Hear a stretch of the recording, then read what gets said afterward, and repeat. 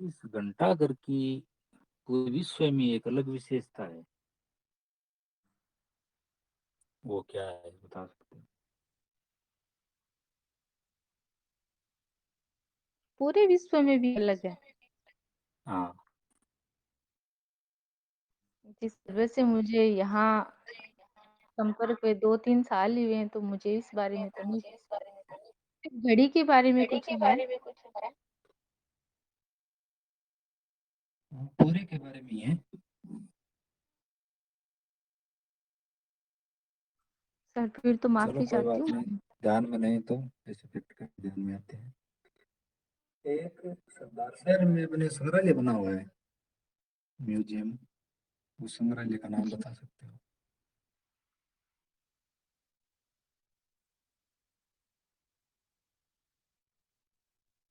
नहीं सर, नहीं ध्यान में। अच्छा, कोई बात नहीं। तो चूरू जिला है वो राजस्थान में सबसे गर्म और सबसे ठंडा जिला माना जाता है। जी सर। तो इसका क्या कारण है कि सबसे ज्यादा ठंडा सबसे ज्यादा गर्म भी है? जी सर। इसका एक तो शांति और देशांतर के कारण मान सकते हैं चूरू जिले की जो स्थिति है। साथ ही साथ इसमें जो वनों की दृष्टि से हम देखें तो ये सबसे पिछड़ों जिलों में आता है, तो सर ये भी एक बड़ा कारण है।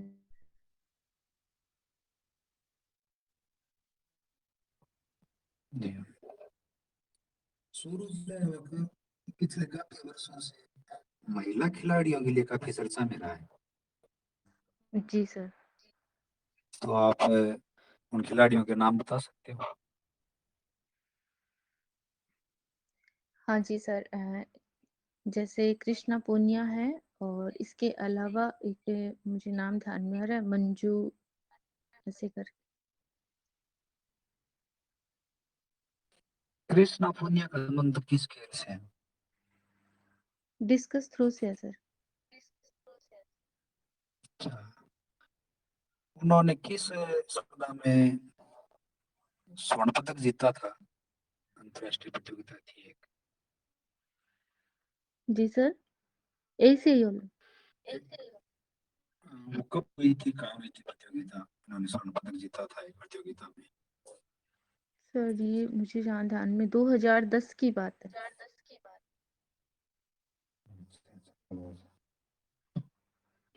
हाल ही में एक महिला क्रिकेटर वो चर्चा में है, जी हमारे सर। चूरू से ही है।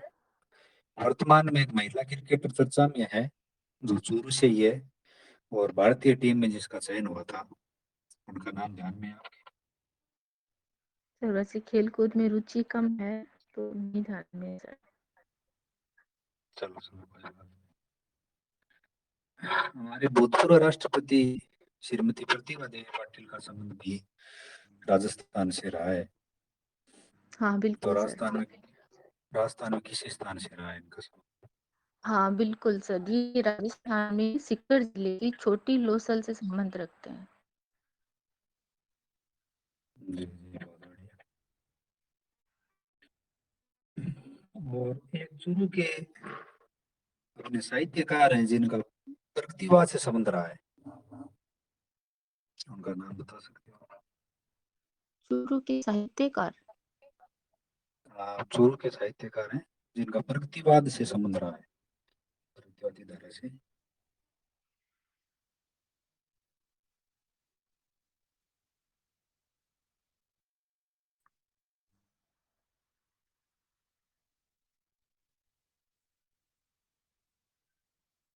है वर्तमान में भंवर सिंह सामोर, इनका तो मुझे चूरू से है वो, जिन्हें 2020 में साहित्य अकादमी पुरस्कार दिया है। इनके अलावा तो नहीं ध्यान में। उनके लिए थोड़ा संकेत करता हूँ, उनकी एक रचना है शरणानी।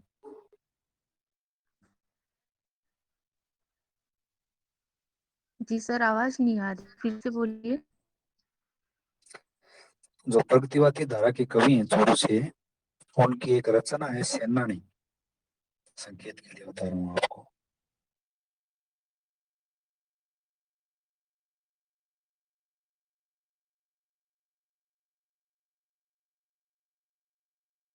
आवाज नहीं पहुंच आ रही है क्या? जी सर, माफी चाहती हूँ, एक बार फिर से दोहरा पाएंगे?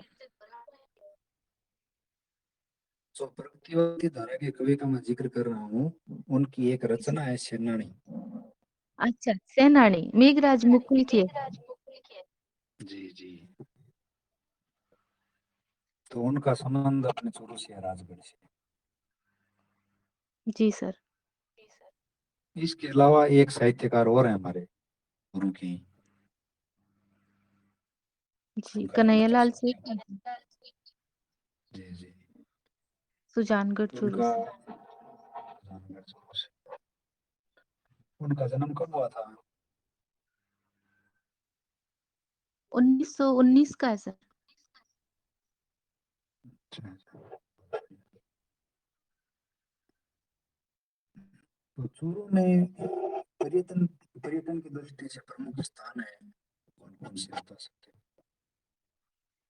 जी सर, अगर चूरू केवल जिले की पूरे संपूर्ण जिले की बतानी है सर, हैं? हाँ हाँ। केवल चूरू। हाँ चूरू। जी सर, चूरू में तो सर विशेष रूप से तो हवेलियाँ प्रसिद्ध रही हैं, और इसके अलावा जो है हम एक चूरू का सेठानी का जोड़ा भी है, और इसके अलावा सर नेचर पार्क, अगर चूरू के स्थल विशेष की बात करें तो, और संपूर्ण जिले की अगर हम बात करें तो तिरुपति बालाजी हैं, या फिर दर्शनीय स्थलों में सालासर महल, महल छापर वन्य जीव है। जी बढ़िया। चूरू में अपने दो स्थान रहे थे इतिहास में, किसान आंदोलन के कारण प्रसिद्ध हुए थे, वो कौन थे स्थान से? जी सर, एक तो इसमें मैं बताना चाहूंगी दूधवा खारा किसान जी आंदोलन जो है, जिसका कांगड़ा कांड जो है प्रसिद्ध है 1946 का। जी जी बहुत और बढ़िया। तो उस समय दूधवा बीकानेर खीरा रियासत किसान की। आंदोलन के प्रमुख आप आंदोलनकारियों के नाम बता सकते हो? हाँ बिल्कुल सर। मुख्य नेतृत्वकर्ता इसमें रहे थे हनुमान जी चौधरी, जी और इसके अलावा बीकानेर जैसे लिखते मगाराम है और रघुवर दास, ये इनके सहयोगियों में आते थे। जी बहुत बढ़िया मैम। सामान्य पीछे भरा होता है इनका, आगे और समझे विषय पर प्रश्न पूछे।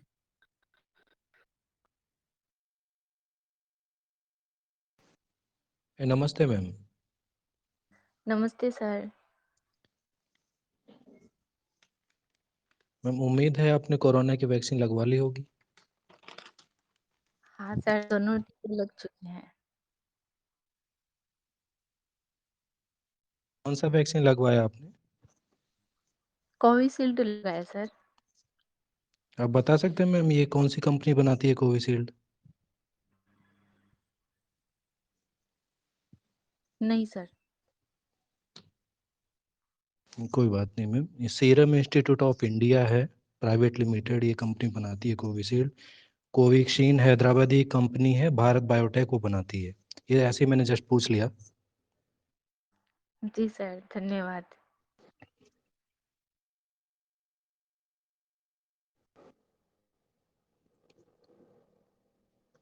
मैम एक संत हुए हैं कृष्णदास पेहरी, जी सर। जिन्होंने गलता जी में रामानंदी संप्रदाय की पीठ की स्थापना की थी, याद होगा आपको।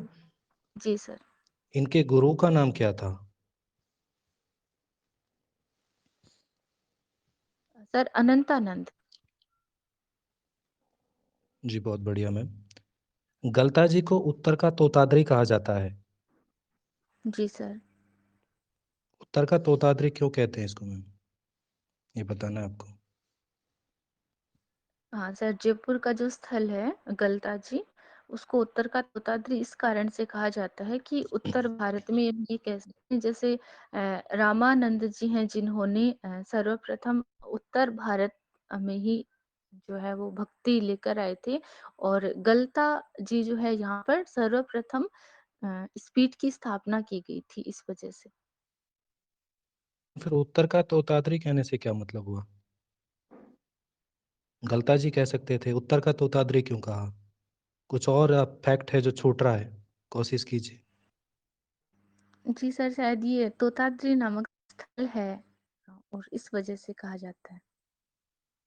जी मैम, जैसे रामानंदी संप्रदाय की जो मुख्य पीठ दक्षिण में तोताद्री है, तो दक्षिण से जब उत्तर में इसको लाया गया तो ये जी सर। गलता जी में थी, इसलिए इसको उत्तर का तोताद्री कहा गया है। जी सर।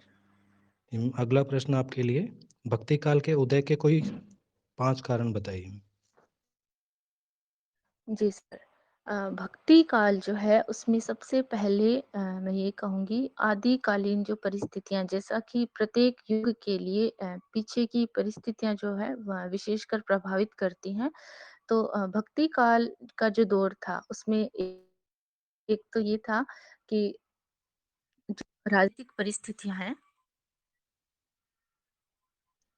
जी। हेलो, आवाज़ आ रही है सर? यस मैम, आ रही, बोलिए आप। सुन पा रहे हैं मैम, बोलिए आप, कंटिन्यू कीजिए।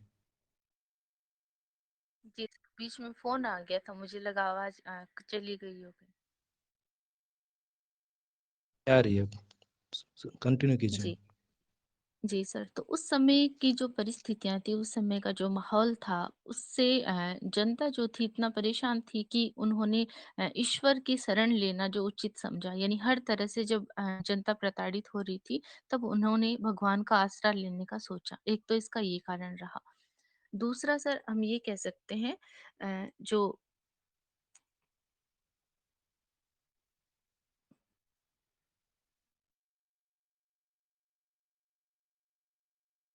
हेलो।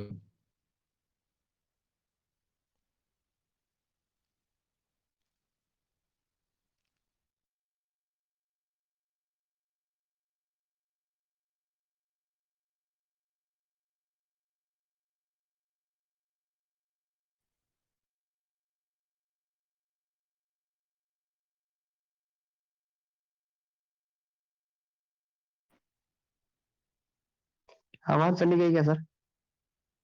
मैम लेफ्ट हो गई शायद, उनका कॉल आने की वजह से डिस्कनेक्ट हो गया है।